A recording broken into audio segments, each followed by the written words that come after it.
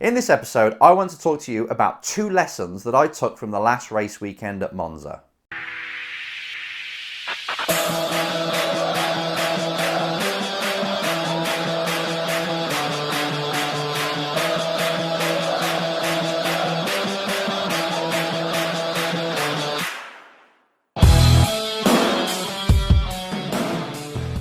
Hello drivers, this is Enzo coming to you with another episode of the Race Driver Coach Show. Firstly, I have to apologise for missing last week. I've done 2 weeks without putting a video up, pretty much, nearly. And that was because we had back-to-back race weekends. I was at Spa, then straight away to Monza, and I probably had 2 minutes in between to record it. And I did actually record one in the car. I parked up and recorded it, but it was crap. It wasn't good, so I thought, you know what, let's just not rush this. Let's do a proper video when I get back on Monday after Monza and hit it properly. And actually, I've just done a list now, a plan of all the videos I'm going to do for the rest of the season.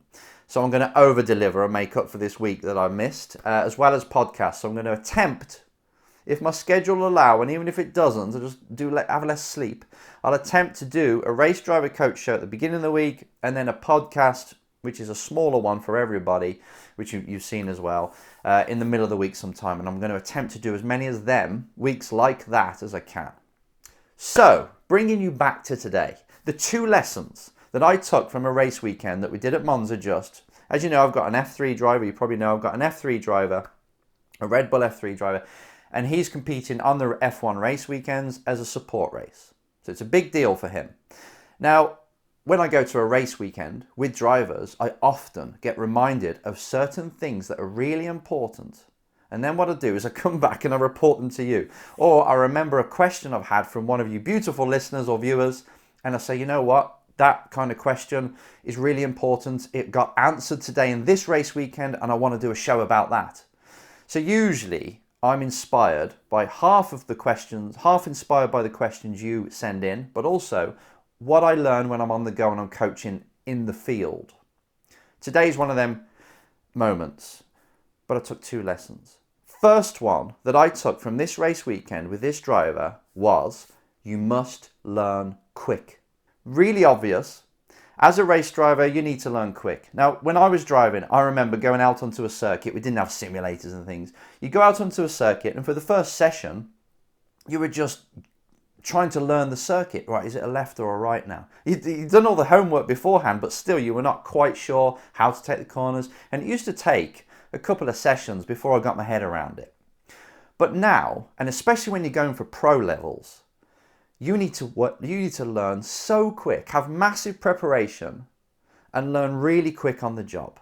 This is a skill. For example, the driver I was with, he goes to Monza for the first time ever. Never been there before, apart from driving on simulators. Never been there before, but he's expected to be as fast as the people that have driven there 2, 3, 4 times already. And he's expected to be as fast as them instantly. That's pressure. Especially when you got Red Bull and driver programs in general breathing down your neck, expecting you to deliver. So what happens is, we go out for free practice. On Friday morning, we have free practice at like 9 in the morning, and then we're not out again until 5 at night for qualifying. And that's all you get. So you get this 45-minute session in the morning to learn it, which is great. 45 minutes to learn a track, that's fine. It might sound great. But in reality, the driver gets an out lap, maybe a prep lap to warm the tyres up even more. They get 2 push laps, a cool down, another 1 or 2 push laps. Then they come in, bolt on some new tyres normally, sometimes, and then probably do 3 more laps. So in that 45 minutes, they've probably got something like 7 or 8 actual quality laps. And in that time, they've got to get ready or be ready at their best for qualifying, which is in 8 hours time. And that's your shot.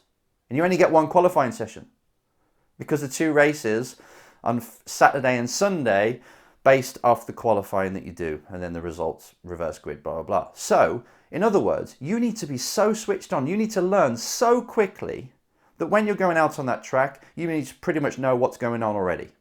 This is a lot to take on. And this is something that drivers don't really spend a lot of time on.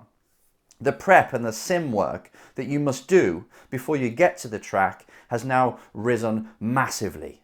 You must know exactly what's going on, what gear, what curbs to use. So obviously a track walk helps that. So this all helps towards you being on the pace. But also a quality that you need as a professional driver is to just go out on the circuit and pretty much be on the pace after 3 or 4 or 5 laps, even though you've never seen the circuit before. This is a goal to have, whether you are a club racer or a pro driver. It's the goal. I want to be on the pace by lap 5.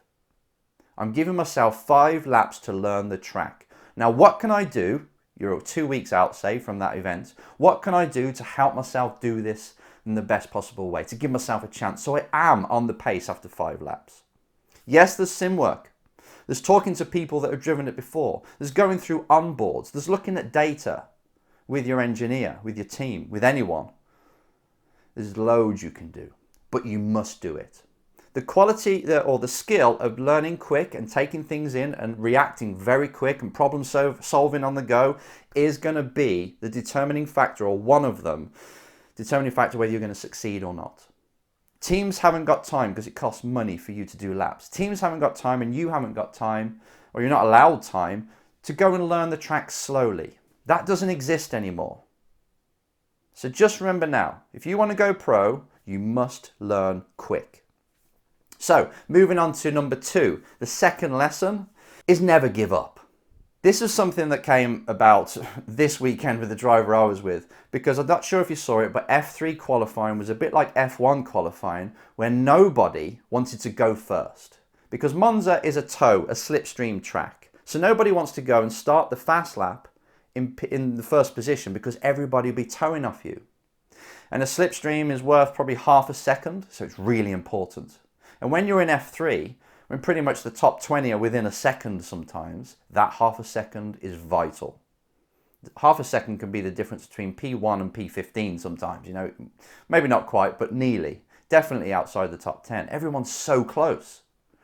0.6 off, you're in double figures on the position. So it's really important. So nobody wanted to go first. And you could see them doing about 50 kilometers an hour, waiting for someone. No one would overtake. They all queued up. And what happened is my driver got penalised just because he joined the queue. You saw everybody warming up, about 11 cars in front of him before the last corner. And he got penalised because he didn't overtake. Even though it probably would have caused an accident if he did overtake, because everyone's weaving and holding back and they're not looking for him. So it was a big mess.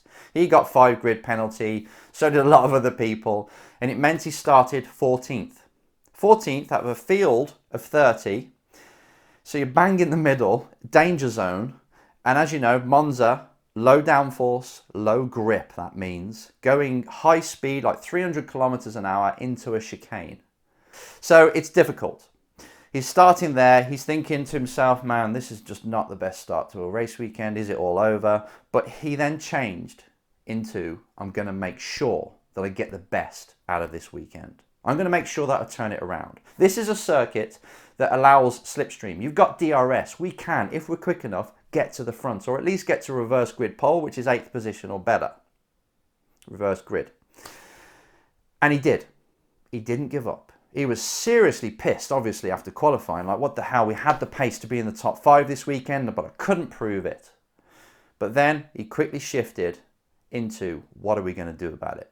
Now and next. That's all that matters. Not what's just happened, but what are we going to do now? What are we going to do next? And he shifted into that.